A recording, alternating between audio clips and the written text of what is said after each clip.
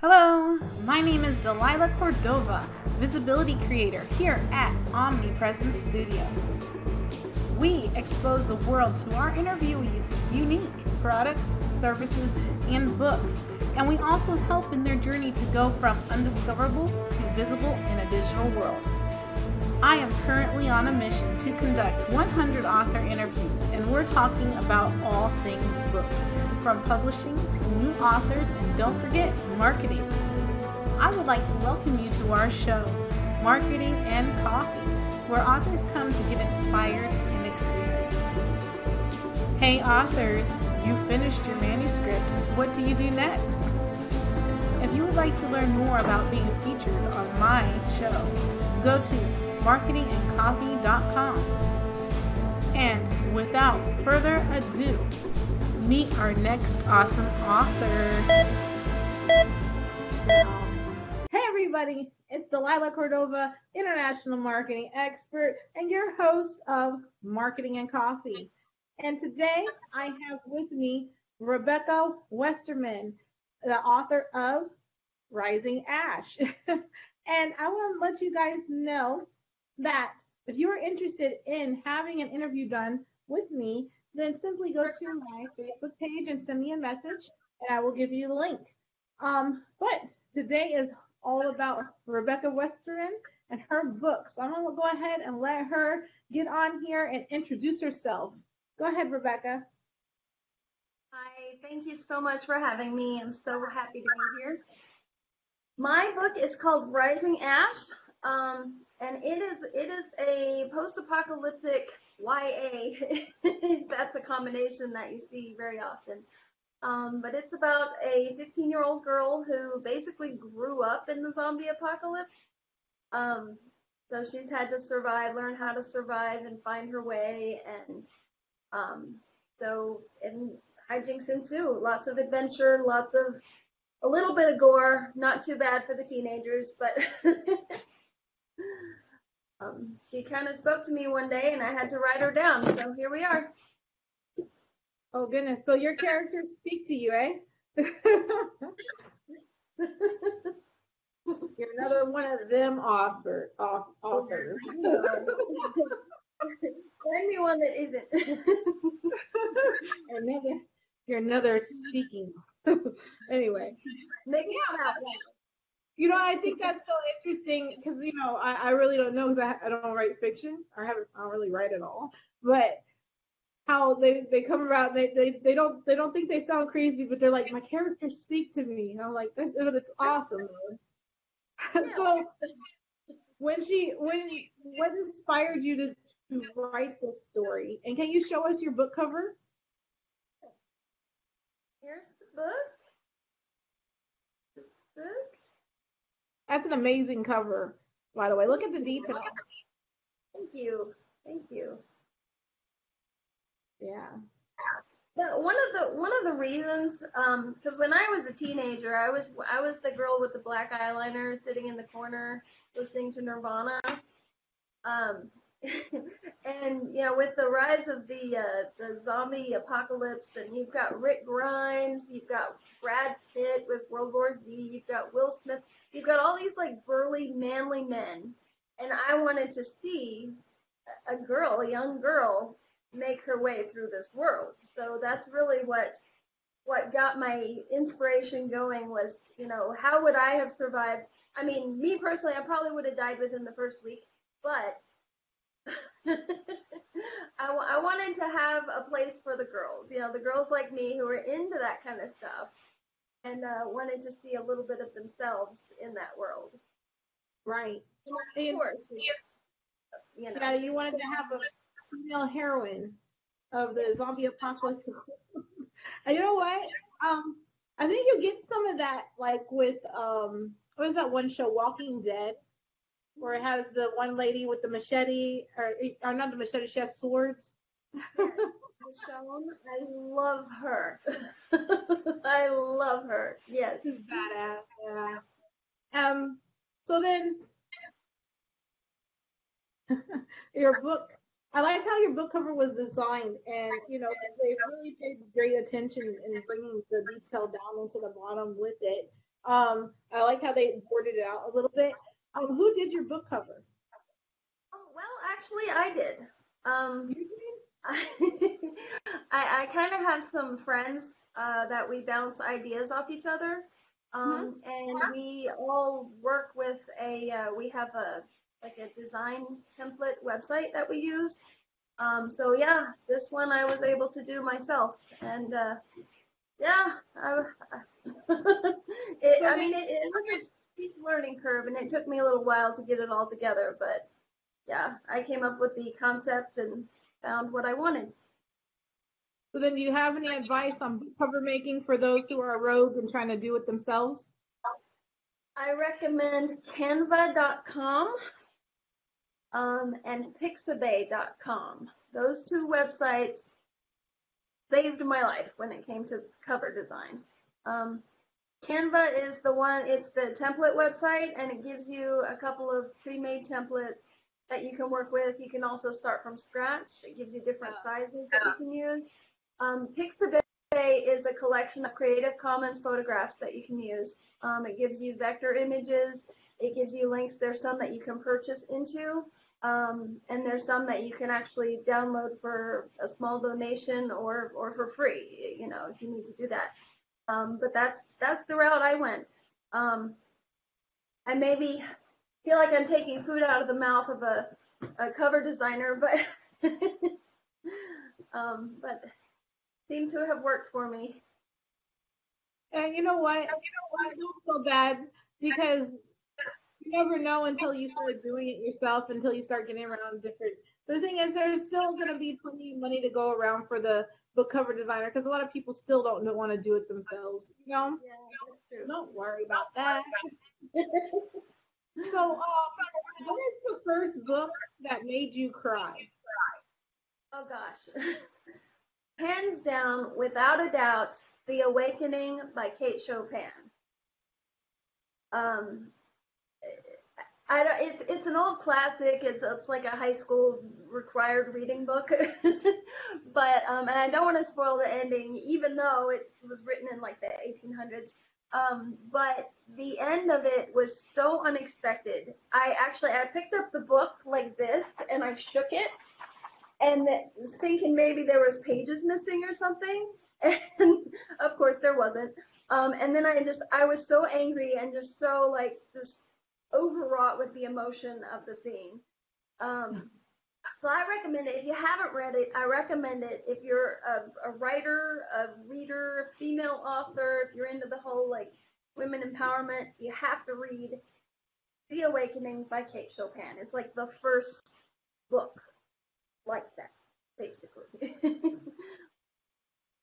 That's awesome. So, authors supporting authors for real. So what's your book? What inspired you to write that? And I know that you said your character spoke to you, but what else? Is there any more factors in the coming about of that? Well, I've been writing pretty much my whole life. When I was young, you know, my parents could tell me I was like tapping out this terrible rendition of Cinderella on their old Macintosh. So that tells you how old I am. But I mean, I've always been into like Anne Rice and you know those. Yeah, I know, big surprise. And yes, I've read Twilight. Unapologetically, I have read the Twilight series. No, Um, Lestat is my vampire for life. Like Anne Rice, I got her book on my bookshelf over here. I have all of them. That's my author. Anne Rice, yeah, man.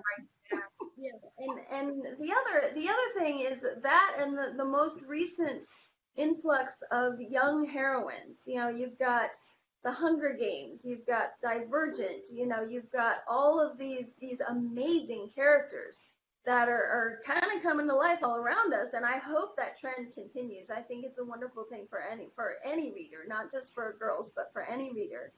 Um, Right. so that you know, I kind of wanted to put that kind of character into the zombie world, you know, and see what she would do and how she would react, and You know, is she going to fall in love? Is she, does she even have room for that? Is she just trying to survive? And then Right. those were some of the questions I wanted to answer when I was moving into that world with that character. So, some of the characters, like I know that your main character is one developed character, but the other characters that she comes across in the book, are they related to anybody that you know or portrayed from anybody that you know? That's a good question. Not really, at least not consciously.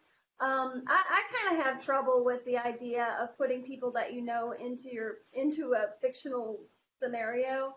I might borrow from someone's appearance or whatever, but as far as the personality goes, I hardly ever like it's just a hodgepodge, and by the time I'm done, it's nowhere close to who the person actually is if I do that. But I try to make them as different as possible. Yeah. So what does literary success look like to you? Well, if I can pay my bills doing nothing but writing my own stuff, that would be success for me. I've worked as a ghostwriter and freelancer in the past, and I'm doing that now as well. And that's a lot of that is working for other people, and a lot of that there's an NDA clause where I don't get credited, which I'm fine with that as long as there's a paycheck. I'm okay with that. However, if I can pay the bills with something that has my name on it, and of course, if something I hit that spark and I end up with the Harry Potter money, I'd be okay with that too. So now I like that you mentioned ghostwriter because I was looking in, into the market of ghostwriting a little bit.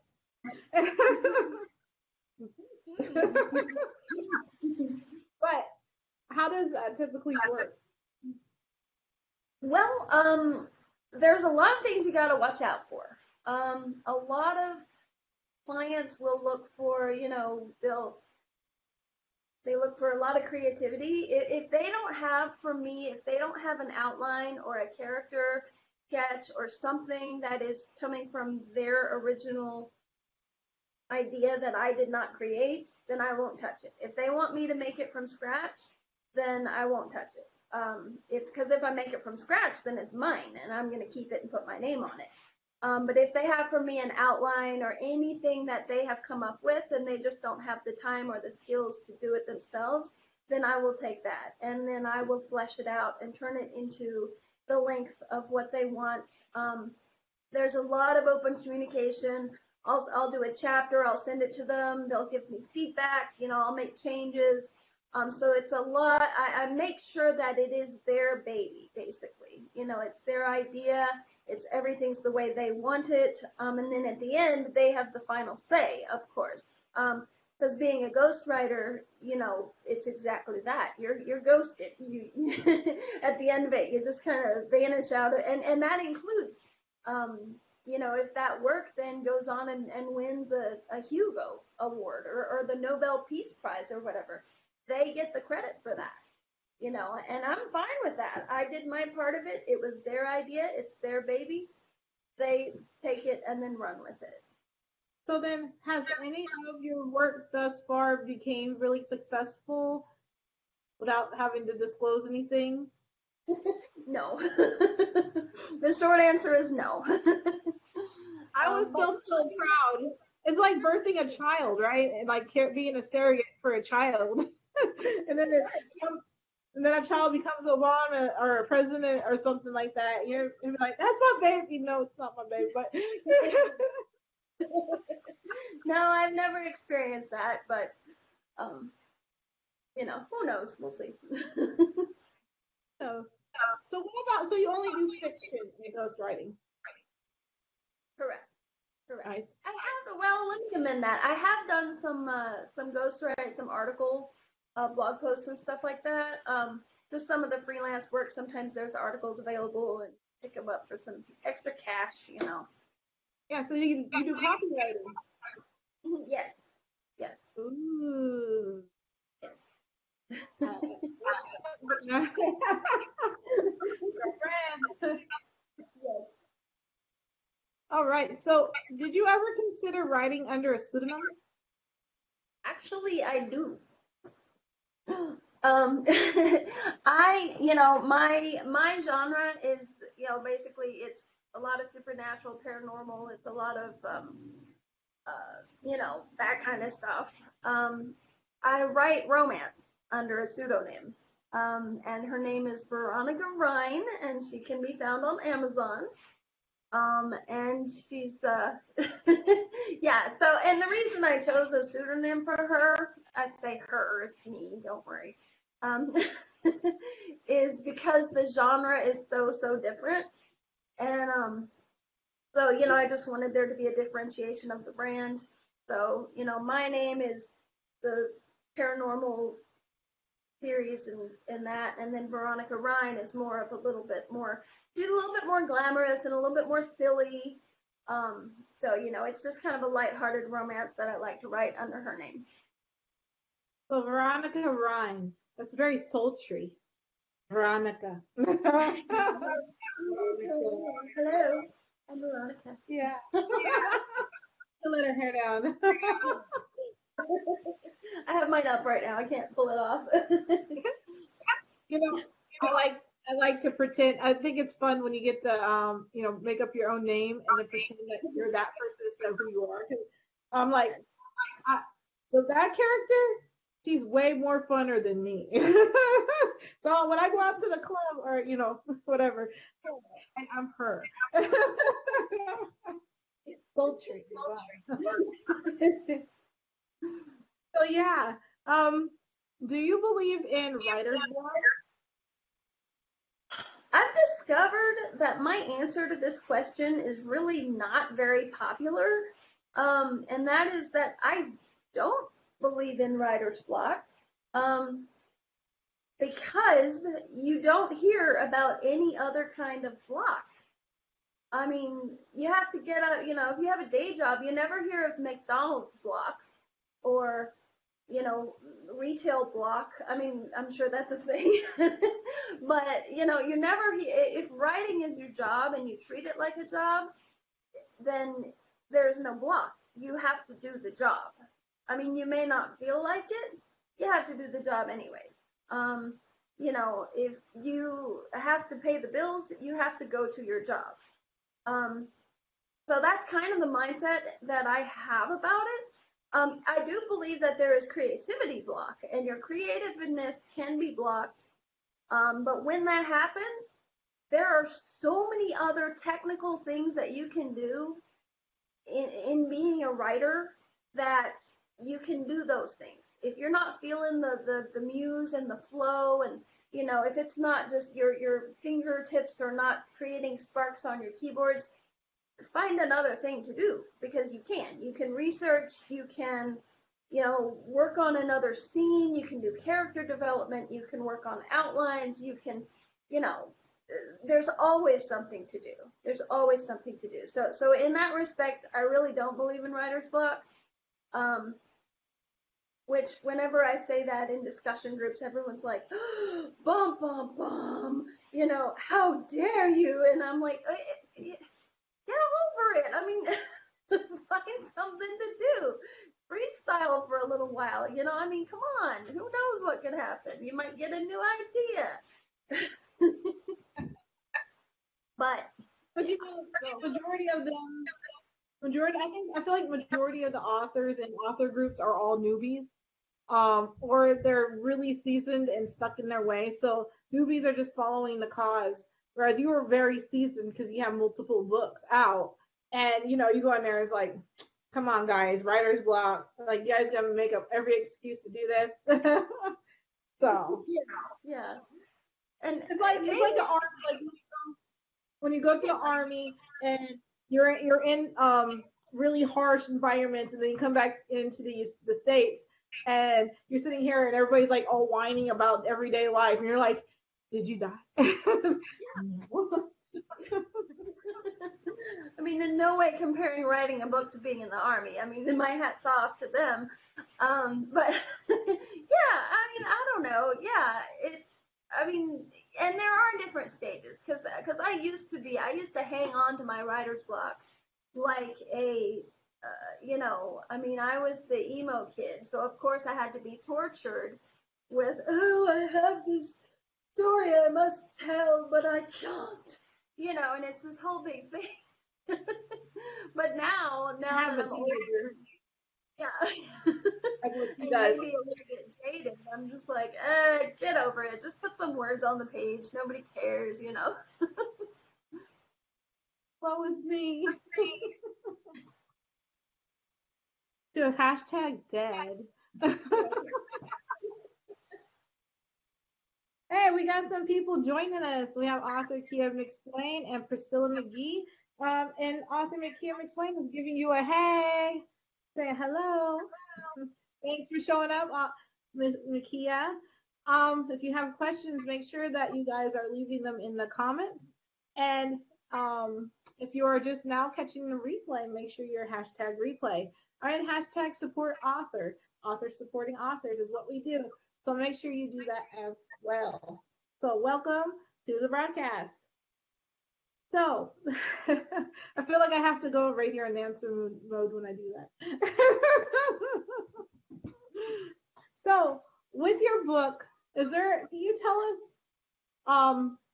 the best what's the best chapter? So when somebody goes and buys their book, what's the best chapter in the book? It's really around the middle. There's a huge plot twist. I'm not gonna tell you what it is, of course, but there's a big old plot twist. Ash, I could read you the back, maybe, but no, it's in the middle. It's in the middle. I forget the exact number.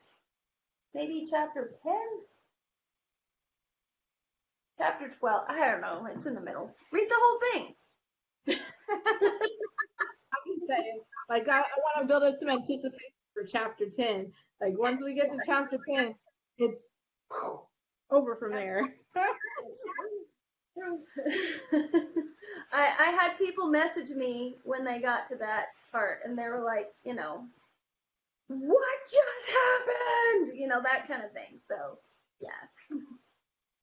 That has to be the greatest feeling in the world. It really is. So then, what did you exclude from the book? What is something that you wanted to include, but then you took it out? Probably like the crush, the romance angle, because they live in such a harsh world. And I kind of felt this way with the Hunger Games. The movies tried to, spoiler alert, the movies tried to make it about the romance between her and the two guys, and I'm like, nobody cares. There's people dying. It's about survival. It's not about love, which, I mean, I could do a whole entire show just about that alone. But there's a guy, and he's cute, but we don't really go down the road of do they, don't they, do they like each other? And of course, there's a little bit of flirtatiousness, but that is not the main focus of the story. The main focus is staying alive from point A to point B. So that's something I've kind of had to dial back. Yeah, I mean, it was tempting to go down that road because they're teenagers and because everyone's so good looking and all that. But there might be a sequel. Maybe I can mess with that a little bit in the sequel. Yeah, maybe. I think teenagers are exposed too much to love and stuff like that. Like, time to tone it down just a little bit. Yeah, I mean, it's such a like that point in that time in anyone's life. You feel everything. Like a song on the radio is like the most life-changing experience. So, and I wanted to kind of honor that about how teenagers really feel things on a heightened level than adults do. I really think. But at the same time, they're heightened. The people in my book, their heightened emotions are about not dying. They're not about, oh, is he going to kiss me? Tee. Who cares? I need to eat. Right. Um, So, is there gonna be?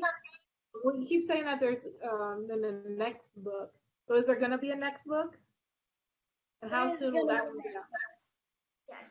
I am in the outline stages right now. I'm not going to do a title reveal just yet, because I might build it up a little bit. But there is going to be a sequel. We'll just go from there. But yeah, these characters definitely have more to tell me. You better let us know when you do that title reveal, okay? So I can shout it out. We got a title reveal. I'll probably do a Oh, cover party and everything. so, as an author, what have you done so far to market your book? Um, well, I am doing a couple of things. I have some avenues. Of course, I have an online presence. I have Facebook. I have Twitter. I have a Tumblr, but it's not quite as big as my Facebook and my Twitter. I'm doing some podcasts. I've got some tentative on the horizon, and I've done one in the past. And then of course I'm here with you. And then I am also approaching local indie bookstores. I've got a couple that are carrying it already. I've got Sixth and Main in Shelbyville, Kentucky is carrying it. Wild Fig in Lexington, Kentucky is carrying it. And I'm also in communication with some libraries in the area because I'm a big supporter of your library. Support your public library, people. Um, but yeah, the indie bookstores and the libraries in the area are the avenues that I'm pursuing right now. Nice, nice. Are you planning to contact schools too? That's a good idea. I haven't explored that option yet. Um, mainly it's a time thing right now, but that's definitely an option. Yeah. Yeah, I would find out when your local school is starting to do their budget or when schools start doing their budget so that you can hopefully get in on the next one and sell them at least a box of books or two, you know? That's awesome. Yeah. Okay.